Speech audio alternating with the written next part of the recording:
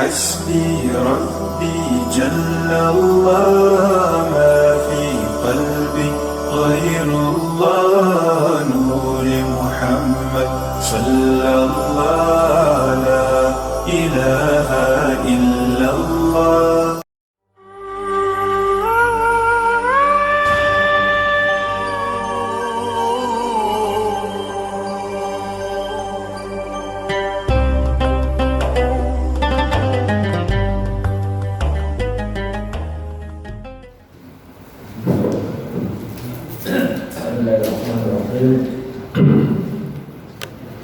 Assalamualaikum warahmatullahi wabarakatuh. Waalaikumsalam warahmatullahi wabarakatuh. Innal hamdalillah nahmaduhu wa nasta'inuhu wa nastaghfiruh wa nastahdihi wa na'udzu billahi min shururi anfusina wa sayyiati a'malina. Man yahdihillahu fala mudilla lahu wa man yudlilhu fala hadiya lahu. Asyhadu an la ilaha illallah wahdahu la syarika lah wa asyhadu anna Muhammadan abduhu wa rasuluhu alladzi la nabiyya ba'dah. Allahumma shalli wa sallim ala hadan nabiyil karim Muhammadin wa ala alihi wa sahbihi ajma'in.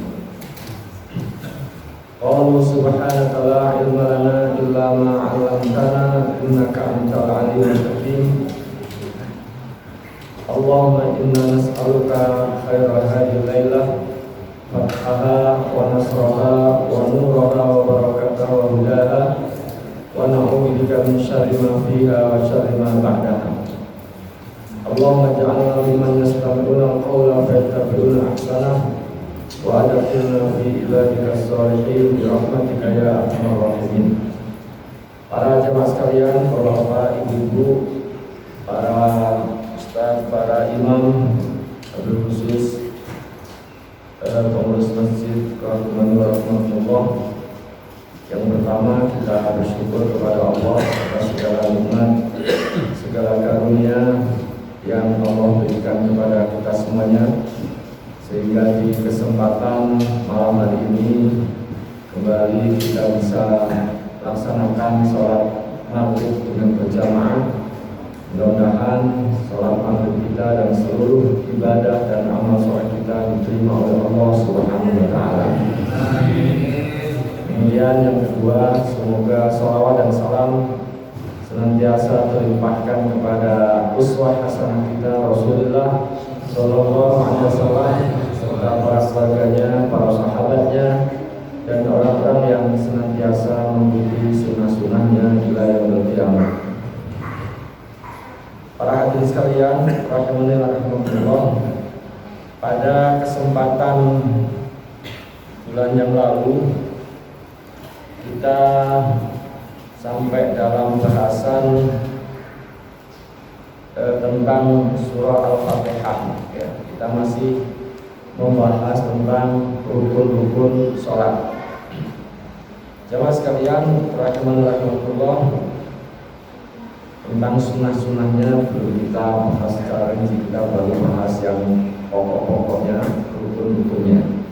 Kemarin sampai pada bahasan tentang membaca surah Al-Fatihah. Sekarang kita akan lanjutkan rukun berikutnya, yaitu ar-ruku, yaitu ruku. Wa huwa mujma'un ala fardiyatihi. Ruku itu para ulama ijma, para ulama sepakat tentang bahwa ruku itu fardhu. Ruku itu dalam sholat adalah sesuatu yang wajib. Dia bagian daripada rukun di antara rukun-rukun sholat. Ini diantaranya didasarkan pada firman Allah Subhanahu wa Ta'ala, A'udzu billahi minasyaitonir rajim. Ya ayyuhalladzina amanu ruk'u wasjudu. Ya ayyuhalladzina amanu, wahai orang-orang yang beriman, irka'u, rukuklah kalian, wasjudu, dan sujudlah kalian. Ini landasan utamanya bahwa dalam sholat itu harus ada ruku, tidak boleh tidak, mesti ada rukunya. Nah, bagaimana ruku itu dilakukan? Yatahaqqaqu ruku'u bimujarradil inhina. Ya. Ruku itu dilakukan dengan cara al-inhina, membungkukkan badan. Bihaitsu tasilul yadani ila rukbataini. Ya, di mana kedua tangan kita itu sampai menyentuh atau menempel kedua lutut, kedua dengkul kita. Wala budda minat tuma'ninati fi. Wala budda minat tuma'ninati fi. Dan dalam ruku itu harus disertai dengan tuma'ninah, ya, harus disertai dengan tuma'ninah. Lima taqaddama fi haditsil musyi fi salatihi. Berdasarkan hadis yang telah disebutkan pada bahasan sebelumnya, yaitu hadis yang disebut dengan al-musyi fi salatihi. Orang yang sholat, yang sholatnya itu tidak benar, sholatnya itu buruk, disebut dengan al-musyi fi salatihi. Nah, dalam hadis tersebut Rasulullah mengatakan tsummarka hatta tatma'inna raqi'an. Ya, rukuklah kamu sampai kamu rukuk dengan tuma'ninah. Jadi ketika Rasulullah mengajarkan sholat kepada orang yang tidak bisa sholat, tidak bisa melaksanakan sholat dengan benar, di antara petunjuk beliau, di antara arahan beliau ketika melaksanakan sholat adalah di antara adalah ya, tsummarka hatta tatma'inna raqi'an. Rukuklah kamu sampai kamu ya rukuk dengan tuma'ninah. Wa an Abi Qatadah, dari Abu Qatadah qala, ia berkata, qala Rasulullah sallallahu alaihi wasallam. Rasulullah sallallahu alaihi wasallam bersabda, asfa'un nasi sariqatan alladhi yasriqu min sholatihi. Ya, pencuri yang paling buruk, ya, atau seburuk-buruknya pencuri adalah alladhi yasriqu min sholatihi, yaitu orang yang mencuri dalam sholatnya. Jadi ada orang yang dianggap mencuri dalam sholat. Jadi mencuri bukan mencuri harta, bukan mencuri ya uang, tapi mencuri dalam sholat. Itulah seburuk-buruknya pencuri.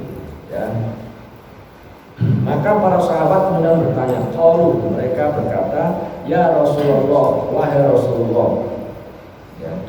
Jadi kalau dalam bahasa Arabnya kata Rasulullah ketika kemasukan huruf nida, maka ya Rasulullah, meskipun ketika kita menerjemahkannya ya Rasulullah, ya, tapi kalau dalam bahasa Arabnya ya mesti ya Rasulullah. Ya Rasulullah, wahai Rasulullah, wa kaifa yaslimu min sholatihi, bagaimana seseorang bisa mencuri dalam sholatnya? Kok ada orang yang mencuri dalam sholatnya? Qala, Rasulullah mengatakan la yutimmu ruku'aha wa la sujudaha, yaitu karena dia tidak menyempurnakan rukuk dan sujud. Jadi orang yang disebut sebagai mencuri dalam sholatnya, dan itu adalah seburuk-buruknya pencuri, ya, itu adalah orang yang tidak menyempurnakan rukuk dan sujudnya. Jadi disadari atau tidak, disadari atau tidak, kalau ada di antara kita yang tidak menyempurnakan rukuk dan sujudnya, maka dialah itu orang yang disebut dengan alladzi yasriqu min sholatihi, itu orang yang mencuri dalam sholatnya. Dan itulah aswa'un nasi sariqah, yaitu orang yang dikategorikan sebagai pencuri yang paling buruk. Au qala, atau beliau mengatakan la yuqimu sulbahu fil ruku' was sujud. Ya. Orang tersebut tidak meluruskan punggungnya dalam rukuk dan sujud, ya. Tidak diluruskan punggungnya ketika rukuk dan ketika sujud. Rawahu Ahmad at-Tabrani wa Ibnu Khuzaimah wal Hakim. Diriwayatkan oleh Imam Ahmad, juga Tabrani, Ibnu Khuzaimah, juga Al-Hakim, wa qala, dan beliau mengatakan sahihul isnad, ya. Sahih isnadnya. Wa an Abi Mas'ud Al-Badri anna Nabiy sallallahu alaihi wasallam qala, dari Abu Mas'ud Al-Badri bahwasanya Nabi sallallahu alaihi wasallam bersabda, la tujzi'u salatun, tidak sah, ya, bisa diterjemahkan tidak sah, atau tidak bisa diterjemahkan tidak sempurna, ya, satu salat la yuqimur rajulu fiha sulbahu fir ruku' was sujud, di mana seseorang tidak menyempurnakan atau tidak meluruskan punggungnya dalam sholatnya tersebut, yaitu fir ruku' was sujud, dalam ruku' dan dalam sujudnya. Jika punggungnya tidak diluruskan, maka dalam hadis ini dikatakan la tujzi'u sholatun, sholatnya itu ada yang mengatakan la tujzi'u sholatun, tidak sah, ya, tidak sah. Nah, ini tentu menunjukkan bahwa rukuk itu adalah sesuatu yang fardu, sesuatu yang harus ada, yang wajib ada dalam sholat. Rawahul khamsah wa Ibnu Khuzaimah wa Ibnu Hibban wa Tabrani wal Baihaqi wa qala isnadu sahih. Dan beliau mengatakan isnadnya adalah sahih. Wa qala Tirmidzi hasanun sahih. Berkata Imam Tirmidzi hadisnya itu adalah hasan sahih. Hadis yang menyatakan la tujzi'u salatun la yuqimu rajulu fiha sulbahu fil ruku' was sujud, tidak sah salat, ya, satu salat di mana orang itu tidak meluruskan punggungnya dalam rukuk dan sujud, itu disebutkan oleh Imam Tirmidzi hadisnya adalah hasan sahih. Wal amalu ala hada inda ahli ilmi min ashabin nabi, ya, mengamalkan yang seperti ini adalah diamalkan oleh para ahli ilmu atau para ulama dari kalangan sahabat Nabi SAW, wa man ba'dahu, dan juga generasi sesudah mereka. Ya rauna an yuqima ar-rajulu sulbahu fil ruku' was sujud. Mereka berpendapat, ya, bahwa ketika seseorang sholat, ketika rukuk dan sujud itu punggungnya harus diluruskan. Wa an Hudzaifah, begitu pula dalam riwayat dari Hudzaifah, annahu ra'a rajulan, bahwasanya Hudzaifah ini pernah melihat ada seseorang la yutimmu ar-ruku' was sujuda, di mana orang yang sholat tersebut tidak menyempurnakan rukuk dan sujudnya. Faqala lahu, maka Hudzaifah berkata, ma sholaita, kamu hakikatnya belum sholat, ya, walau mitta ala ghairil fitrah allati fatarallahu 'alaiha Muhammadan sallallahu alaihi wasallam. Kalau kamu mati dalam kondisi seperti itu, kamu bisa mati bukan dalam kondisi fitrah yang Allah fitrahkan kepada Nabi Muhammad sallallahu alaihi wasallam. Rawahul Bukhari. Hadis diriwayatkan oleh Al-Imam Al-Bukhari.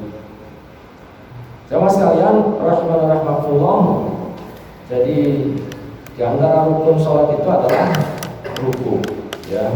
Dan tentu nanti karena fikih itu biasanya di pembahasannya itu rukun-rukun dulu, baru nanti di belakang ada sunah-sunahnya.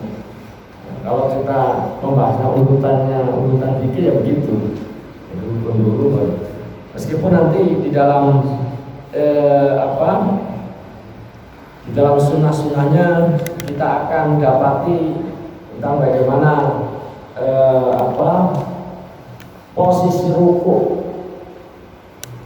itu dijelaskan bahwa ketika seseorang rukuk itu seandainya di punggungnya itu diletakkan segelas atau semangkuk air, maka air itu tidak tumpah. Kemudian juga tangan ini bertumpu atau yang dipegang adalah apa? Lutut, dengkul. Sebagian di antara kita ketika rukuk itu yang dipegang apa? Betis, repa. Nah, mestinya yang dipegang itu adalah lutut, ya. Lutut. Kalau kita sujud, itu tangan kita itu merapat. Di jari-jari kita itu merapat, kemudian diluruskan ke arah kiblat.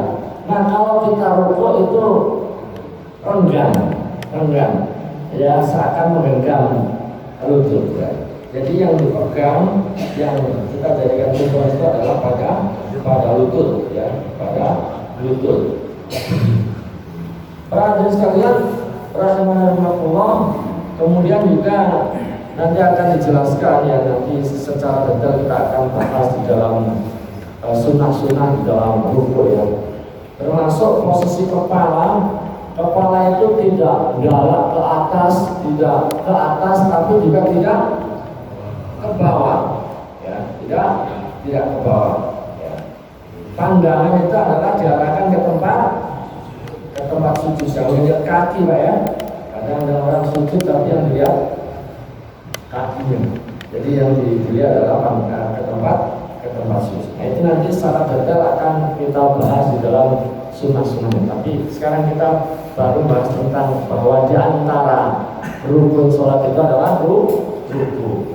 Termasuk bacaannya bagaimana, apa saja bacaan dalam ruku, kadarnya berapa, minimalnya berapa, sempurnanya berapa, itu nanti itu dibahas di dalam bab sunnah-sunnah, ya. Kalau jadi imam, menurut para ulama baiknya baca berapa? Kalau menurut Ibnu Mubarak itu imam seyogyanya baca 5, sehingga jamaah itu bisa 3, kata Ibnu Mubarak, ya. Meskipun baca 1 juga sudah sah, tapi yang sekurang-kurangnya itu baca 3. Tapi kalau jadi imam kata Ibnu Mubarak itu baca 5, sehingga jamaahnya kadang-kadang kan ada jeda, ya, antara gerakan imam dengan makmum. Jadi dia imam 5 sehingga jamaah bisa 3. Kalau sendiri, ya, terserah, ya, semakin banyak semakin baik. Tapi kalau berjamaah prinsipnya adalah meringankan. Karena tidak tahu ada di antara jamaah yang punya hajat, punya keperluan, ada yang encok, ada yang sakit, mungkin ibu ada yang punya bayi di rumah, punya keperluan di rumah, maka prinsipnya ketika berjamaah imam adalah meringankan. Nah, itu nanti secara detail kita bahas di dalam sunnah-sunnahnya. Jamaah sekalian, rahimahullah. Kemudian berikutnya adalah rukun ar-rafu minar ruku wal i'tidalu qa'iman ma'tumatinah. Itu bangkit dari ruku dan i'tidal, ya, disertai dengan tumaninah. Bangkit dari ruku terus berdiri tegak disertai dengan tumaninah. Baru nanti dilanjutkan dengan sujud. Jadi tidak langsung posisi ruku langsung sujud, tapi mesti harus ada bangkit dulu dari ruku, terus berdiri tegak, ya, berdiri tegak, sudah mapan, ya, kemudian baru nanti setelah itu dilanjutkan dengan sujud. Jadi tentang disyariatkannya dari posisi ruku untuk bangkit dari ruku berdiri tegak itu didasarkan pada perkataan Abu Humaid ketika menjelaskan sifat sholatnya Rasulullah SAW. Wa idza rafa'a ra'sahu istawa qa'iman hatta ya'uda kullu faqarin ila makanihi. Ketika beliau menjelaskan tentang sifat sholatnya Nabi SAW, beliau katakan Rasulullah apabila, ya, mengangkat kepalanya dari posisi ruku, beliau berdiri tegak sehingga semua tulang-tulangnya itu kembali pada posisi awal, ya, dan berdiri tegak sampai berdiri tegak. Rawahul Bukhari, hadis diriwayatkan oleh Imam Bukhari wa Muslim. Wa qalat Aisyah, berkata Aisyah, anu Nabi sallallahu alaihi wasallam, dan Nabi sallallahu alaihi wasallam faqala idza rafa'a ra'sahu min ar-ruku' lam yasjud hatta yastawiya qa'iman. Ya. Kata Sayyidah Aisyah bahwa Rasulullah SAW apabila mengangkat kepala beliau dari posisi ruku, beliau tidak sujud sampai kemudian sudah berdiri dengan sempurna, sudah berdiri tegak. Di sebagian di antara kita ada yang dari posisi ruku berdiri bangkit dari ruku itu belum berdiri tegak, sudah ada nggak Pak? Nah, ini. Nah, Rasulullah SAW dijelaskan oleh istri beliau, ya, istri beliau itu Sayyidah Aisyah, bahwa beliau tidak sujud sampai dari posisi rukuk, beliau tidak sujud sampai kemudian sudah dalam posisi berdiri tegak, dalam posisi berdiri tegak. Hadis diriwayatkan oleh Imam Muslim. Begitu pula Rasulullah pernah mengatakan kepada al-musik tadi itu, dalam hadis al-musik di salat tadi, "Tsummarfa hatta ta'tadila qa'iman." Bangkitlah dari rukuk sampai kamu berdiri tegak. Jadi jangan langsung sujud, atau jangan belum posisi sempurna berdiri sudah langsung sujud. Jadi harus sudah berdiri, ya, tegak dulu baru kemudian sujud. Muttafaqun alaih. Wa an Abi Hurairah qala, dari Abu Hurairah, ya, beliau berkata, qala Rasulullah sallallahu alaihi wasallam, Rasulullah sallallahu alaihi wasallam bersabda, la yanzurullahu ila sholati rajulin. Allah tidak berkenan melihat salat seorang hamba, seseorang, la yuqimu sulbahu baina ruku'i wa sujudihi, di mana dia tidak meluruskan punggungnya dulu antara rukuk dan sujud. Jadi kalau ada orang yang sholat kemudian antara rukuk dan sujudnya itu punggungnya belum berdiri tegak, maka orang yang seperti itu kelak di hari kiamat tidak dipandang oleh Allah Subhanahu wa taala. Rawahu Ahmad, ya, berkata diriwayatkan oleh Imam Ahmad. Kalau Mundhiri berkata isnadul jayyid, ya, isnadnya jayyid. Nanti bacaannya seperti apa, terus posisinya gimana, ini nanti dibahasnya di dalam bab sunnah. Ini baru rukunnya. Kalau di antara rukun sholat itu, ya, habis rukuk harus bangkit dari rukuk, ya, berdiri, ya, berdiri tegak, atau tidak disertai dengan tumak ninah, disertai dengan tumak ninah. Apa yang dimaksud dengan tumak ninah? Tumak ninah al-muqtu zamanan ma ba'da istiqral a'dha, ya.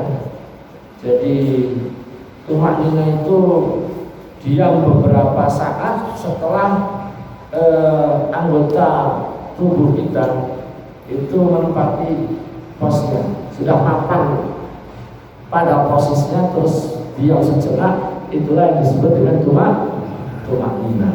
Jangan belum mapan, belum menempati posnya, sudah pindah ke pos yang lain, ya. Khawatirnya belum memenuhi kriteria tumak ninah. Itu dari sisi posisi.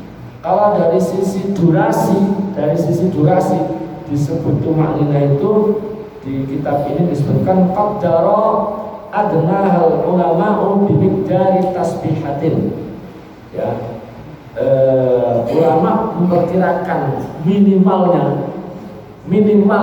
disebut tumak ninah itu dengan kadar membaca satu kali tasbih.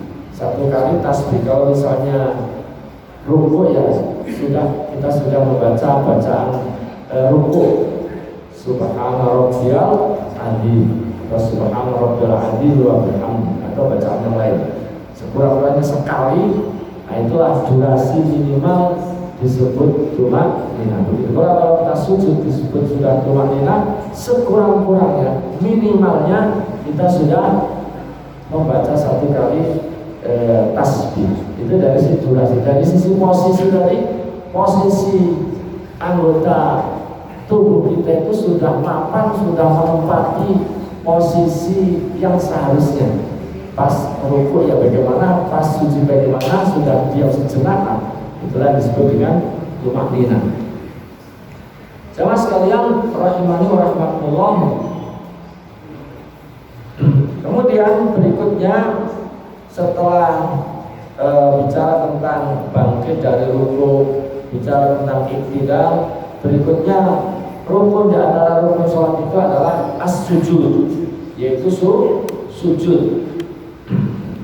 Bapak taqaddama yadullu ala wujudil kitabi wa bayyanahu Rasulullah SAW fi qawlihi lil musyi fi sholatihi.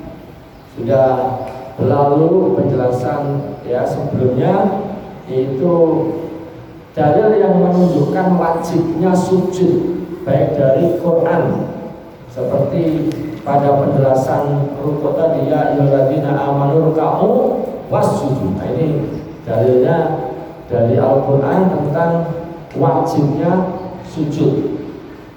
Begitu pula berdasarkan hadis Nabi SAW, yaitu kepada orang yang tidak bisa melaksanakan sholat dengan baik atau al-musyi fi sholatihi, orang yang tidak bisa melakukan sholat, maka Rasulullah mengatakan masjid hatta tatma'inna sajidan, sujudlah kamu sampai kamu melakukan sujud dengan tumanina. Tumarfa hatta tatma'inna jalisan, kemudian bangkitlah dari sujud sampai kemudian kamu duduk dengan tumanina. Tumasjud hatta tatma'inna sajidan, kemudian sujudlah lagi sampai kamu sujud dengan tumanina. Sehingga dalam 1 rakaat itu sujudnya itu mesti ada 2 ya. Sujud pertama, kemudian setelah itu bangkit dari sujud, kemudian sujud kedua disertai dengan tumanina ya. Maaf, tumanina fi dzalika kulli, dan yang demikian itu difardukan pada setiap rakaat, baik pada sholat fardu maupun pada sholat sunnah. Jadi setiap rakaat itu mesti ada 2 sujudnya. Kalau misalnya ada seseorang sholat dalam 1 rakaatnya cuma sekali sujud, berarti belum memenuhi kriteria sujud yang dimaksud. Kalau itu dilakukan dengan sengaja meninggalkan sujud, ya, maka sholatnya nggak sah, batal.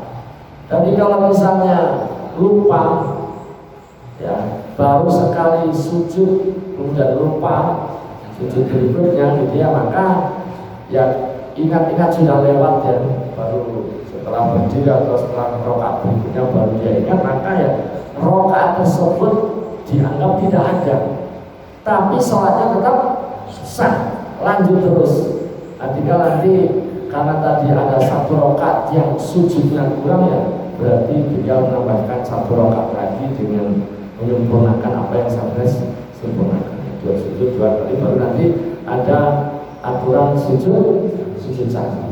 Jadi kalau lupa salah satu sujudnya, kalau karena lupa maka sholatnya tetap sah. Jadi tidak perlu dibatalkan, dilanjutkan saja, tapi rakaat tersebut yang kurang tadi dianggap tidak ada, tidak ada. Jamaah sekalian rahimakumullah, kemudian di sini juga dibahas tentang a'dha as-sujud, tentang anggota sujud, yaitu al-wajhu, wajah, kemudian wal kafani, 2 telapak tangan, warukbatani, 2 lutut, wal qadamani, dan 2 kaki. Tapi yang dimaksud adalah jari-jari kita ya, ujung jari kaki kita, jari kaki kita atau jari-jari ketika kita sujud itu semuanya posisinya menghadap kiblat. Jari tangan yang menghadap kiblat, jari mengarah ke arah kiblat, jari kaki juga demikian. Jadi tangan ini jangan miring begini, Pak. Kan ada orang ya, Pak ya. Ada yang begini, jadi diluruskan ke arah kiblat. Begitu Pak. Kaki, jari kaki juga diupayakan menghadap kiblat. Jaga. Bukan gini ya, tadi apa?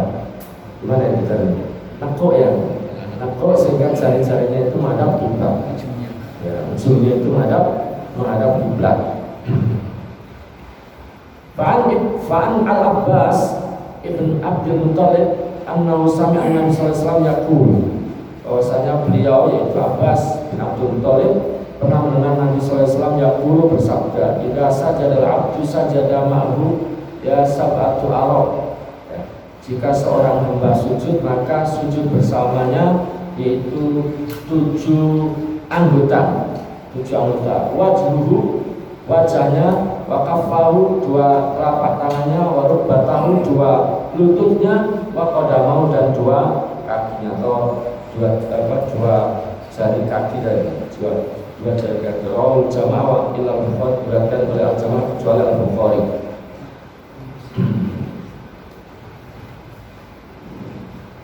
Dalam riwayat yang lain, Nabi SAW pernah mengatakan, umirtu an asjuda ala sab'ati a'dhum. Saya diperintahkan untuk sujud di atas 7 anggota ya, yaitu al-jabhah, di atas kening, dan beliau juga wa asyara biyadihi ala anfi. Beliau memberikan isyarat juga ketika menyebut kening itu juga dengan hidung. Jadi yang nempel ke lantai bukan hanya jidat tapi juga hidung ya. Makanya nanti ada bahasan fa'in sajada ala jabhati duna anfi. Jika seseorang sujud hanya dengan keningnya saja tapi hidungnya tidak nempel, maka sebagian ulama mengatakan tidak sah ya, tidak sah. Sebagian mengatakan sah. Ada yang mengatakan kalau nggak ada uzur apa-apa ya, kalau ada uzur tentu di luar bahasan kita.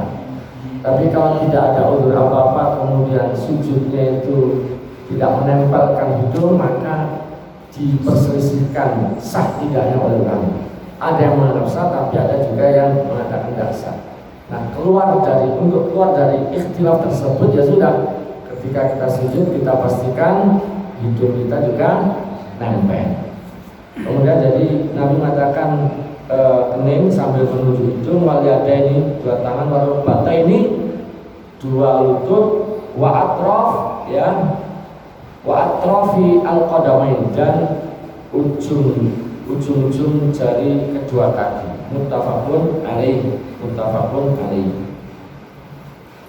Disepakati kesahihannya yaitu oleh Imam Al-Bukhari dan Imam Muslim. Begitu pula dalam hadis yang lainnya ya. Hadis yang lainnya juga demikian, dan berkata Imam Tirmidzi, wal amalu ala hadza inda ahli ilmi. Dan pengamalan sepertinya adalah menurut para ulama ya. Artinya menurut para ulama pengamalannya itu anyas sudah rajul ala jabhati wa anfi. Seseorang sujud di atas keningnya dan hidungnya, termasuk yang anggota yang jadi ditekannya di sini. Kalau yang lainnya sudah disebutkan. Nah, lebih ditekankan tadi adalah juga menyebutkan hidung ya, karena kalau ada orang yang sujud dengan tidak menyertakan hidungnya nempel di lantai tadi, maka sebagian ulama mengatakan tidak sah ya, meskipun sebagian mengatakan sah. Jamaah sekalian rahmatullah, sampai di sini ada pertanyaan Pak.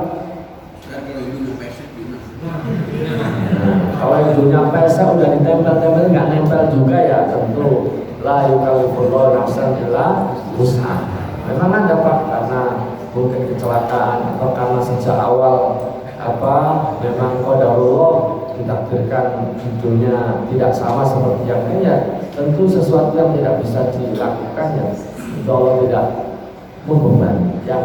Yang dimaksud ini tentu yang normal ya, yang pada umumnya bisa ditempelkan ya, ada ya, itulah yang kita maksud ya, yang kita maksud.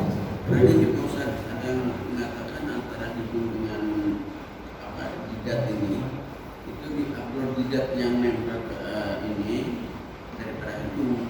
Karena kalau jidat nggak mungkin, orang nggak punya jidat bisa sholat, tapi kalau nggak punya hidung bisa sholat. Ya, jadi awalnya itu poinnya itu adalah kan 7 tadi itu kan dua telapak tangan, 2 dengkul, 2 lutut, kemudian 2 kaki atau maksudnya ujung-ujung dari kaki. Nah, yang satu lagi adalah jidat. Nah, ketika menyebut jidat itu juga dinunjuk ke hidung. Jadi hidung termasuk di dalamnya. Ya, meskipun tadi kalau ada yang sudah nempel, ada tetap juga di antara ulama yang mengatakan sah, tapi sebagian mengatakan tidak sah. Nah, bagi orang yang memang tidak punya hidung atau pesek dan sudah ditempel-tempel tidak nempel juga, ya tentu yang demikian yang tidak masuk dalam bab ini ya. Nggak bisa gimana, Allah kan tidak membebani sesuatu yang orang itu tidak sanggup melakukannya, atau mungkin sedang sakit karena ada bisulnya atau habis operasi dan seterusnya, tentu tidak dalam bahasannya. Yang paling pokok tadi ini, tapi ini kalau tidak ada unsur apa-apa ya termasuk di antara yang harus ditempelkan. Wallahu a'lam bishawab. Ada lagi Pak? Kalau ada rambutnya, nempel betul ada rambutnya.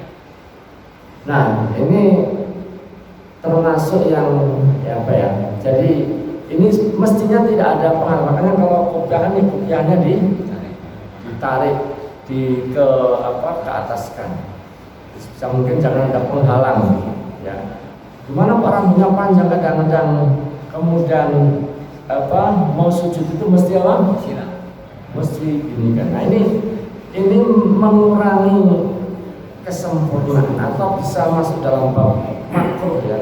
Kalau setiap kali ini terus disibukkan, bahkan seandainya di depan kita ini ada debu, ada pasir, itu sebisa mungkin kita juga tidak disibukkan dengan setiap kali mau sujud terus bersih-bersih. Kalau terpaksa itu sekali saja, maka sebisa mungkin ya jangan sampai rambut kita itu menutupi. Ya meskipun kalau seandainya ada menutupi itu, setahu saya tidak membatalkan, tapi ini kan Nabi merintahkan kita sujud di atas dahi nempel. Maksudnya ya tidak ada penghalang antara dahi kita dengan tempat sujud. Jadi kalau ada penghalangnya, kalau memang penghalang itu sesuatu yang bukan diperlukan, misalnya karena perban atau karena apa ya, sesuatu yang hendaknya kita hindari.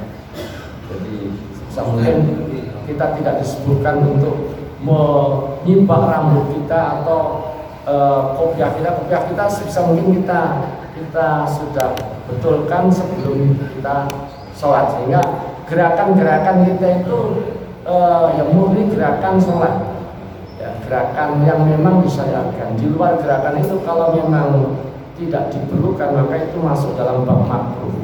Tapi kalau memang diperlukan, nanti ada dalam kitab Sahih Fikih Sunnah itu ada bahasan hal-hal yang dimubahkan di dalam sholat, bergerak. Bahkan Rasulullah SAW itu pernah lagi sholat terus kemudian Sayyidah Aisyah mengetuk pintu minta dibukakan, karena diperlukan Rasulullah pun bergerak melangkah sedikit untuk membukakan pintu. Jadi kalau diperlukan ya dibolehkan, tapi kalau nggak diperlukan, bahkan sebenarnya sudah bisa kita antisipasi sebelumnya, bisa kita betulkan sebelumnya, dan karena kita tidak betulkan akhirnya kita disebutkan itu ya, ini paling tidak mengurangi kesempurnaan daripada sholat itu. Tidak termasuk membatalkan yang setahu saya di kitab Sahih Fikih Sunnah disebutkan pembatal sholat itu ada 5, dan di antara 5 itu tidak termasuk yang ini. Ustaz, ceritanya kan kalau dulu Kenapa kalau kita pakai kopiah? Karena kalau sholat itu dia rambutnya itu nggak ke jidat itu maksudnya. Nah, ada orang kadang-kadang dibilangin begitu, emang ada hadisnya gitu jawaban itu bilang gitu. Pada saat kita sholat itu kan supaya rambutnya ke depan, maka kita pakai kopiah. Jadi kopiah ini bukan semata-mata untuk sholat, tapi untuk menghindari rambut menutupi jidat. Ya, di antara faedahnya itu, nah, makanya jangan juga kemudian kopiah kita menjadi penghalang apa? Jidat kita juga kan gitu. Jadi makanya kalau kopiahnya kalau mau sujud biar tidak menghalangi kening kita pada saat sujud ya kita gitu kan. Oh. Baik, ada lagi? Baik, Ustaz. Dari ruku kalau mau dari diri mau ke ruku yang aku takbir gini dulu apa langsung Ustaz rukunya tangannya? Oh, tangan ya. Iya, tangan. Nah, ini berarti pertanyaan terkait dengan mengangkat tangan. Sebenarnya ini masuk dalam bab sunah-sunah sholat ya. Yang apa, tapi karena ditanyakan kita jawab. Jawab sekalian, kemarin juga kita bahas tentang takbiratul ihram ya. Tentang takbir. Jadi yang dimaksud takbir itu adalah ucapan Allahu Akbar. Nah, yang ditanyakan juga tadi itu adalah mengangkat tangan. Mengangkat tangan dengan takbir itu sesuatu yang berbeda. Kalau takbir di awal namanya takbiratul ihram. Kalau selain itu namanya takbir intiqal. Nah, takbir intiqal itu termasuk di antara sunnah-sunnah dalam sholat. Nah, termasuk di antara sunnah sholat itu adalah mengangkat kedua tangan. Nah, kapan kita disunahkan untuk mengangkat kedua tangan? Secara umum ada empat kondisi, empat tempat.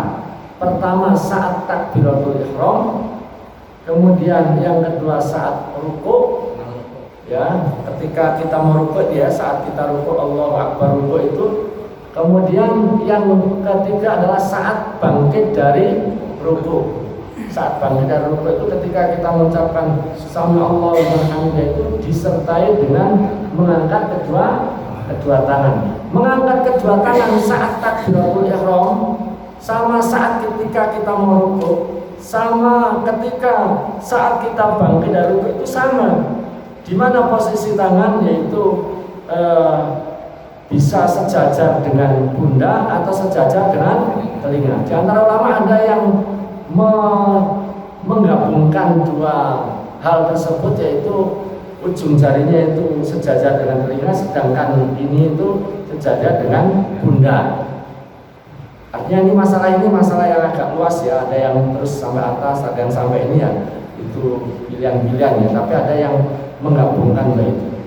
Yang ingin saya tekankan adalah bahwa saat bangkit dari ruku itu diantara yang disunahkan adalah mengangkat kedua tangan.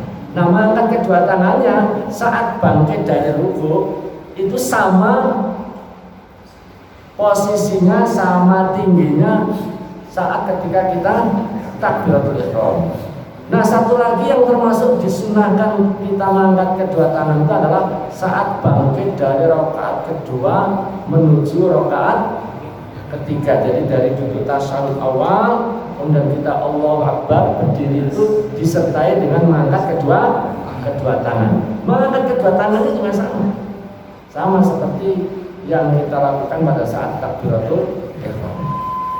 Begitu Pak ya. Nah, karena ini babnya sunnah. Kalau ada yang tidak seperti itu ya sholatnya tetap sah, tapi yang nilainya tidak sesempurna yang melakukannya. Karena kita jumpai banyak orang yang ketika mau ruku itu langsung aja tangannya dari posisi takbir langsung Allahu Akbar itu langsung dijatuhkan aja. Ada nggak Pak? Nah, itu sah nggak ya? Sah, tapi kurang sempurna dalam bab itu. Yang lebih utama adalah ya Allahu Akbar itu disertai dengan mengangkat kedua tangan. Nah, ketika dia mengucapkan Sami Allahu liman hamidah juga itu disertai dengan mengangkat kedua tangan. Karena ada juga yang dari Sami Allahu liman hamidah ini tangannya nggak diangkat, cuma berdiri saja.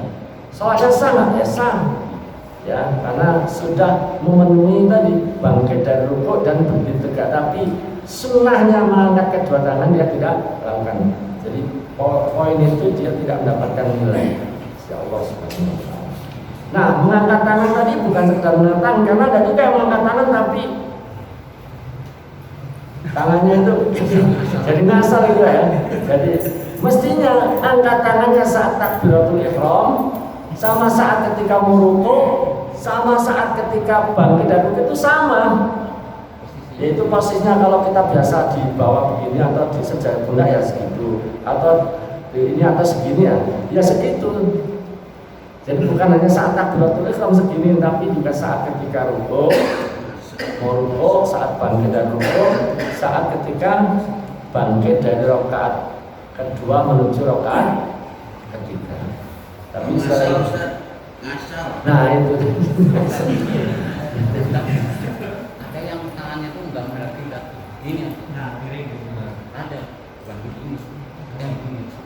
Nah, itu tadi kan secara umum kita kan disuruh. Nah kalau seperti itu sah ya sah, karena dia memenuhi kriteria mengangkat ya, tapi tadi ya anjuran untuk mengarahkan ke kiblat. Memang yang secara ada apa ya isyarat itu ketika sujud Pak ya.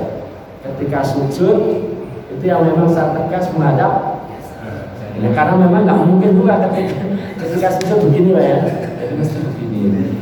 Nah jadi secara umum yang kita pahami ketika takbir itu yang lebih kita dapatkan penjelasan dari para guru para apa itu begini bukan begini ya. Bukan. Meskipun kalau begini ya berarti dia sudah angkat tangan juga. Tapi yang umumnya yang kita dapatkan dari para guru kita itu adalah ke depan. Nah ketika sujud juga banyak yang kadang-kadang tangannya itu begini Pak ya. Nah ini mestinya ditempelkan. Kemudian menghadap kiblat. Posisinya juga jangan ngasal. Posisinya itu ya seperti posisi secara umum ketika posisi takbir tadi. Ya di antara itu, di antara pundak telinga tadi. Jadi bukan ngasal kadang yang di bawah. Ada yang depan sekali. Ada yang dipakai anak-anak kita kadang-kadang di apa Pak? Buat ganjel lah ya. Nah ini tidak. Ini bukan kan. Ini nempel ke lantai. Wallahu a'lam bishawab. Ada lagi Mas? Ya silakan. Ketika sujud kan kaki Ustaz. Itu antara kaki kanan sama kiri itu harus rapat.